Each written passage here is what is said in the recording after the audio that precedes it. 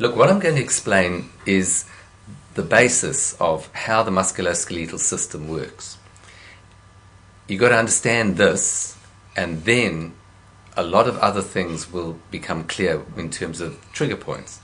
And what the basic structure is that you've got bone here, you've got a tendon, you've got muscle, tendon, joining into bone again. And each of these is so different from the other. This is what's so interesting. You start off with the bone. This is bone, which is hard. If you knock it, it makes a sound, and it's got calcium in it, and it doesn't bend. It's really, really rigid. Joining to that is the tendon, and the tendon is smooth, it's glistening, it's white, and it's made of stuff called collagen, and the collagen is a whole lot of really fine, like tightly coiled little springs. So you could imagine it like a tightly wound rope. So the rope is joining into this hard bit, and the rope then comes along and it joins into the muscle. And the muscle is the most fascinating because it's the powerhouse of the area. And what muscles do is that they contract, and they contract with huge power.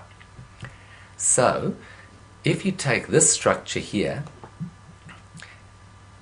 as the muscle contracts, it shortens. So we've got a muscle shortening, and it will pull on both ends. This end, in this little system, this end doesn't move. So this end is, but there's pressure right across the join here. There's a lot of tension. You can see how the tendon has actually become quite narrow there. A lot of tension where the tendon joins into the bone. On the other side, there's actually a little joint here. So as this tendon is going to pull, and what actually happens is this will pull the wrist upwards. So that's the process. As the muscle contracts, you lift your wrist up. Now sometimes you've got something in your hand, and if you're holding something really heavy, then this has to pull really hard. Or if you're doing a movement again and again and again, say you're working at a keyboard, or you are playing, say, tennis, something like that, then what happens is that this stress occurs again and again and again, and somewhere along this structure, things are going to run into trouble. Stuff's going to happen. The commonest thing that occurs is the weak areas are where the muscle joins into the tendon, here and here, and where the tendon joins into the bone. So if the stress is too great, you often get a tear along here. And these are tears that we all know. You're running too hard, you trip, and something goes in the muscle, and you get a tear. This is the commonplace little tear. You'll have swelling, it'll be sore, and it heals. There's a great blood supply. These tears tend to heal. The second area is where the tendon joins into the bone, and that usually occurs with recurrent work. So you're sitting at a keyboard, working away, doing lots of tiny little lifting movements, and playing sport like tennis.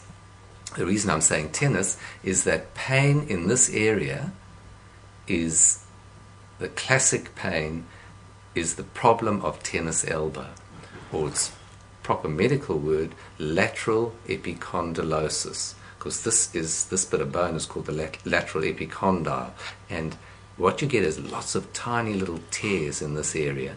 Because it doesn't have a good blood supply, and because it's constantly stressed, this can be a major problem and difficult to settle down.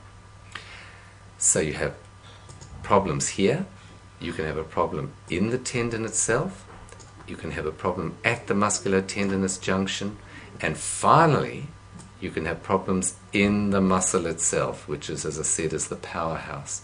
And the problems in the muscles are trigger points. Therefore, if you have pain and the pain occurs right over the bone or really close to the bone, that is not a trigger point. That is a problem with the joint of the tendon into the bone, if you have a problem really close, a little bit lower down from the bone, it'll feel like there's a really thick, firm cord underneath your finger. That's the tendon, and that's not a trigger point. It's only in the muscle tissue itself, which is the meat, literally the meat of the muscular tendinous system, that trigger points occur.